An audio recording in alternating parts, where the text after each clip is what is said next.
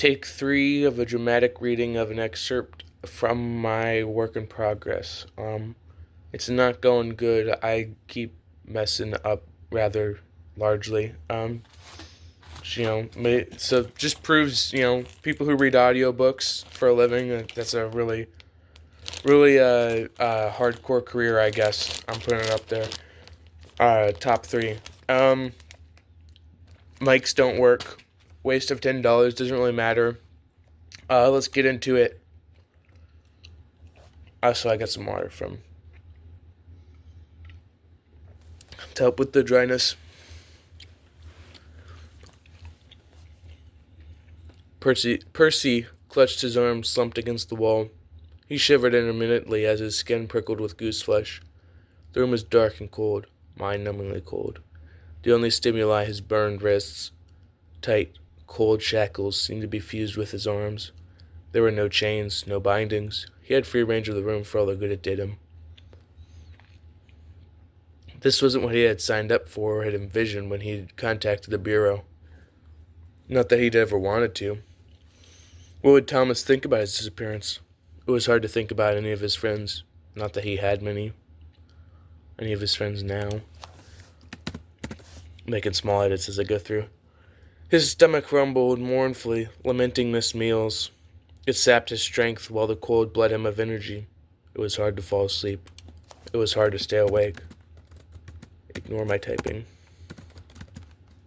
That's definitely not an edit. 100% genius there. What a fall that was. Percy seethed. Don't worry, kid. We all end up here sometime or another. Startled, Percy looked up, meeting a smug-looking, pale man. His face was thin and lean, but his eyes were fat and dark. They glinted like diamonds-colored pitch. He had thin blue irises that ringed his pupils, and ears that came to a sudden point. What, kid? Cat got your tongue? Something like that, Percy muttered. The name's Sergeant, kid. What got you slammed in here, if I might ask? Percy hesitated as the memories returned unbidden. The stillness swallowed all except that night. A week ago? His old nanny. Far into her 90s. Maybe further into life than he'd ever imagined. Lying to him. Not maliciously, but little white lies. The effect was the same, though. He was down here in the dungeons of the Bureau. I thought fairies couldn't lie, Percy grumbled. Maybe that was a lie. Who knew? He didn't.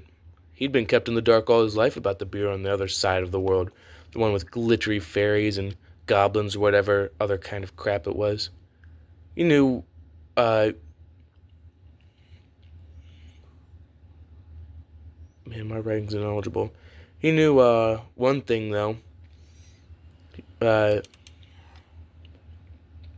knew one thing, though. He wasn't what he thought he was. That's really bad. I didn't even notice that. It's not even a complete sentence. What was that, friend? The friendly man asked a bit too loudly. Percy winced. Percy glumly stared at his hands, clenching and unclenching his fists.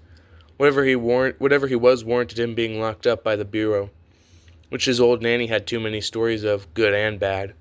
As his thoughts wandered, a fire started to burn at his chest. I'd rather not talk about it, the words slipped out as a growl. Come on, kid, you can trust me. Percy ignored him, turning away as best he could. I should have seen it sooner. We need to get you out of here, kid. This is no place for you, the man said excitedly, his eyes widening even more somehow. How'd they even catch you? You didn't just roll over, did you? We'll teach you better. As the eccentric man talked, the fire was stoked to a blaze. Percy shivered slowly as he felt the hair on the back of his neck raise. Stop it. What? Stop what? He was asking for it. He knew it. Percy couldn't help but laugh as he thought about showing the man up himself. Percy didn't answer. He stood tall, his fists clenched tightly. Arden stepped back instantly, face sobering for a moment. Then it fell away into a smile. No need for that, kid. Percy roared, rushing the... No need for that. I don't exactly know how I want this to be read, but I can't do it. Argent's lines. The worst. Percy roared, rushing towards the bars, sticking his arms as far as he could in. Argent disappeared, reappearing an instant later out of reach. Nifty trick, isn't it? It's supposed to be smug and imagine Jack Sparrow, but more serious, kind of. Because Jack Sparrow is kind of like a drunk. But I only have one setting, and that's coolness. Nifty trick, isn't it? Nifty trick, isn't it? Percy stepped back and punched the wall in frustration. His skin cracked as his knuckles bled, the stones remaining infuriatingly firm. The burning in his chest started to lessen. Careful, kid. Don't hurt yourself. Percy held up his hands, the cuts already starting to close over, albeit very slowly. I forgot you guys could do that, Argent said, scratching the back of his head. What exactly do you think I am? Oh, you don't know, do you? Percy thought of bluffing before he slowly shook his head. Oh my, this is just too delightful. Too delightful! Don't let me ruin the surprise, though. They'll tell you soon enough. And if they don't, then I will after you return. What? What to what? Percy laughed slowly, the sound more like a threat slipping through his lips. Let me tell you something, kid. I don't think I want to be told anything anymore. What if I told you this nifty trick? Argent said, punctuating the words by blinking into existence a few feet ahead. Wasn't always mine, and let's just say the Bureau has gotten lazy in their old age. Argent teleported into Percy's cell. Percy nearly jumped out of his skin. Argent revealed more than just his face. Everything else about Argent seemed to match with his face, though that could be worded better. He was thin and tall. His hands seemed to be half a size too big for his body, and he had a second set of ears below his first pair. His ears shook as he laughed at the look on Percy's face. Then he disappeared right back into his cell. Sorry, but I don't fancy staying in your cell for too long. Don't blame you, Percy muttered, half shocked and half withdrawn.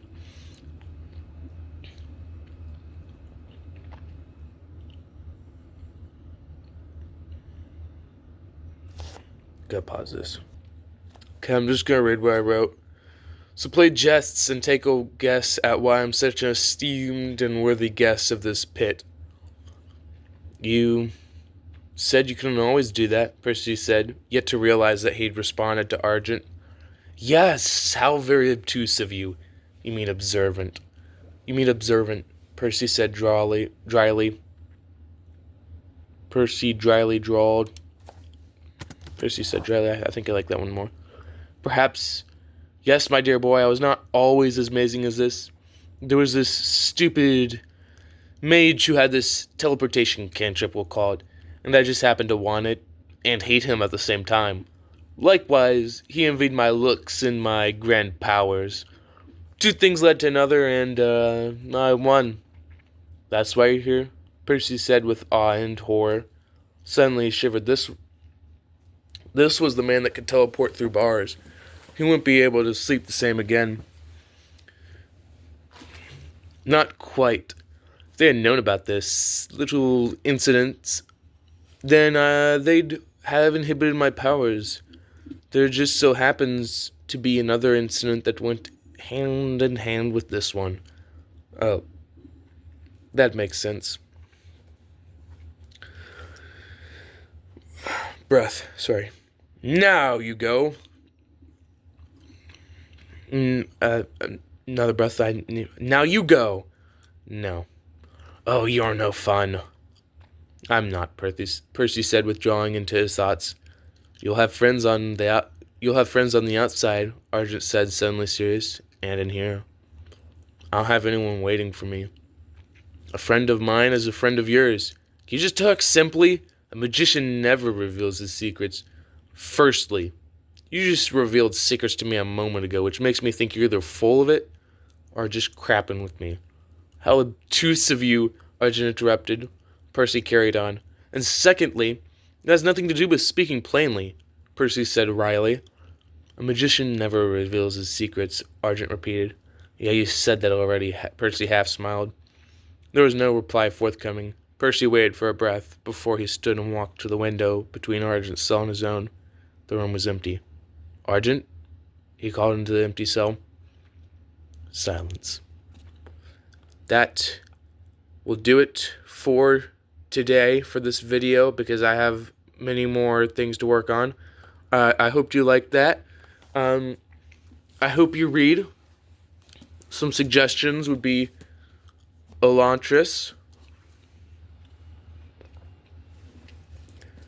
And then the Sword and the Stars series. This is the second book, The Errant King. It's pretty good. It's pretty good. Instruction manuals are boring to read, unless you're a nerd, which, some people might say I am. And I hope you have a lovely day or night or whatever the heck the time it is, and God bless.